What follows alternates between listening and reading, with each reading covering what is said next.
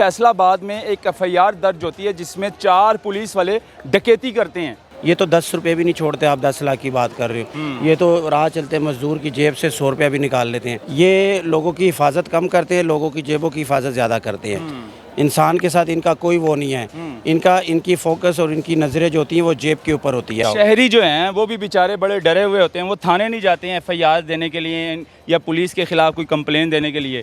वो थाने नहीं जाते, वो बेचारे डर जाते हैं कि मैं थाने जाऊँगा मज़ीद उल्टा मेरे खिलाफ कार्रवाई ना हो जाए। उसको पता है ना, थाने जाऊँगा यहाँ मैं 200 रुपया दे के जान छुड़वा लूँगा। हाँ। थाने जाऊँगा तो मुझे 1000 देना पड़ेगा। 1000 देना पड़ेगा। वहाँ बंदे ज़्यादा होते हैं। पंजाब पुलिस ने चोरों और डकैतों को भी भर्ती कर लिया है।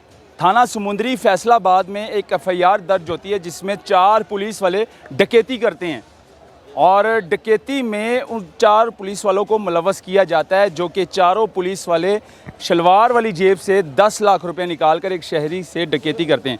अब ये इनके ख़िलाफ़ मतलब इस तरह के पुलिस वाले डकैतियाँ क्यों करती हैं, क्या वजह है, और पंजाब पुलिस वालों ने इनके ख़िलाफ़ क्या सोचा है, क्या कार्रवाई होती है, क्या डिसमिस करते रहते हैं या इन पर मुकदमा भी दर्ज किया जाता है, उनको सख्त से सख्त सज़ा भी दी जाती है। हमारे साथ सीनियर एंकर बिलाल खान मौजूद है, इनसे बात करेंगे। अस्सलाम वालेकुम बिलाल भाई, कैसे हैं? वालेकुम अस्सलाम। बिलाल भाई, हम हर रोज़ देखते रहते हैं कि पुलिस वालों पर एफआईआर हो रही है।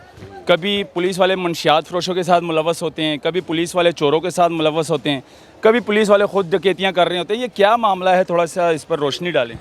पहली बात तो ये कि जब डिसिप्लिन नहीं होगा किसी फोर्स में, फोर्स का नाम डिसिप्लिन है। बिल्कुल।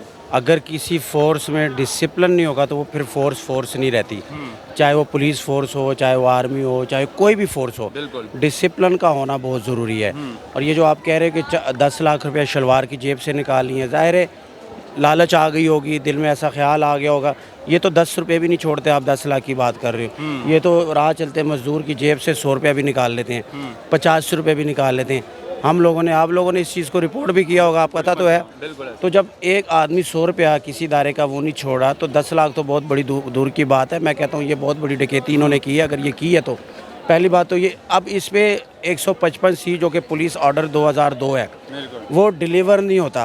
395 लगी हुई है, 5 पुलिस वाले मिलकर डकैती कर रहे हैं, 395 लगी है, उसके बाद 155C लगी है इन पर। अगर 155C तो इनकी अपनी है ना, या वो तो इसमें पुलिस ऑर्डर 2002 रूल्स के मुताबिक 155C लगती है पुलिस के ऊपर, ठीक है ना। डकैती की दफ़ा लगी होगी क्योंकि उन्होंने शहरी की जेब से पैसे निकाले हैं, डकैती की है। 395 5 लोग थे तो 395 ही है वही। फिर 5 लोग हो गए। तो ये अब देखें ना, 395 लग गई है और 155C भी लग गई है। लेकिन डीपीओ जिस इलाके का ये मामला बता रहे हो, समुद्री फैसलाबाद बता रहे हो, अब सीपीओ को चाहिए कि वहाँ पर चेक एंड बैलेंस रखे।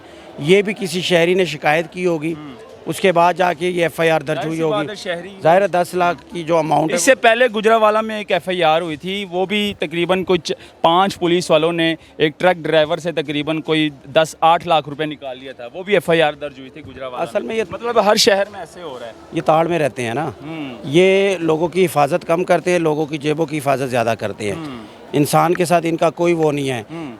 इनकी फोकस और इनकी नज़रें जो होती हैं वो जेब के ऊपर होती है। अच्छा, ये जेब की हिफाजत करते हैं। उसे 10 लाख ले लिए, उससे 8 निकाल लिए, उससे 100 रुपये निकाल लिया।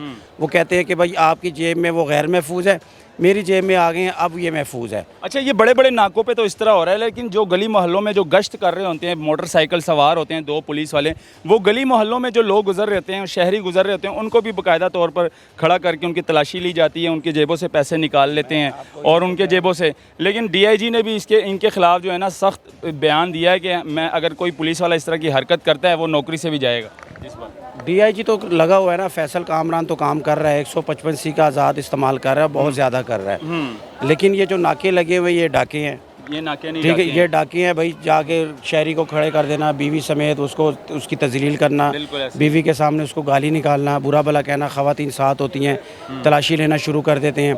फिर अगर तलाशी नहीं दोगे तो कह दो हमें कुछ दो, वो हमें कुछ दो के लिए तलाशी लेते हैं, हमें कुछ तलाशी। हाँ, नहीं तो ये तलाशी से बचने के लिए, असल में जलालत से बचने के लिए, तजलील से बचने के लिए शहरी फिर 1000 में रुपया 1000 2000 मुट्ठी में लगा देते हैं।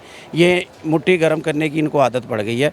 तो अब ये जब तक इनकी मुट्ठी गर्म नहीं होगी तो आपकी तजलील भी होगी, आप थाने भी जाओगे। शहरी जो हैं वो भी बेचारे बड़े डरे हुए होते हैं, वो थाने नहीं जाते हैं FIR देने के लिए या पुलिस के खिलाफ कोई कंप्लेन देने के लिए, वो थाने नहीं जाते, वो बेचारे डर जाते हैं कि मैं थाने जाऊंगा मजीद उल्टा मेरे खिलाफ कार्रवाई ना हो जाए।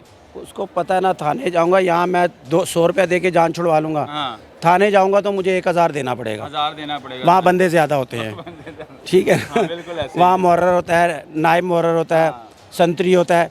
गेट के अंदर जाने के लिए आपको 200 संतरी को देना यानी पड़ेगा। कि ये जो शहरी है वो दोनों जगह पे सेफ नहीं है ना, तो बाहर सेफ है ना। मौत का खूह कभी गया मौत के खूह में, वो जिसमें मोटरसाइकिल घूमती है, पैसों के बगैर एंट्री नहीं है अंदर, बिल्कुल ऐसे वो अंदर जाके भी फेंकने पड़ते हैं, ठीक है ना। तो ये वो साहब है ये थाने नहीं, ये मौत के खूह हैं, अंदर तमाशा चल रहा है, ठीक है ना।